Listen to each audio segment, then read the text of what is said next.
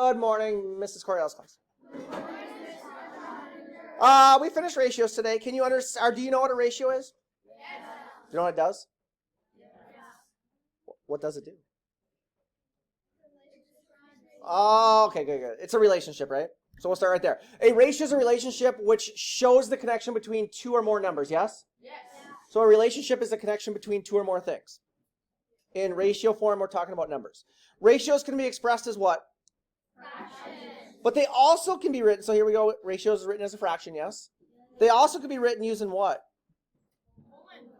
Or the word? Two. So we can write them three different ways, yes? Yes. Do they need to be simplified? Yes. They need to be simplified, right? Yes. This is a circle. And we shaded in a little chunk of the circle, right? How much did we shade in? So as a ratio, we have one shaded piece over four total pieces, right?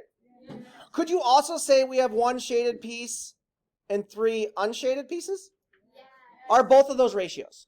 Are they comparing two different numbers? Yes. And obviously the numbers have a relationship, and we know the relationship is because for every ratio number you have a what? What are these called? Say that again? Label. We need to have labels so we know what we're comparing, yes? Okay. Some more examples there. Some more examples there. Is it okay to have an improper fraction as a ratio? Yes. Yeah, it's okay. Because it's a lot easier to see what the ratio is if you leave it in improper fraction form as to converting it to a mixed number. Right, Isa? Right? Okay. Cool. Can you actually write a ratio as a decimal?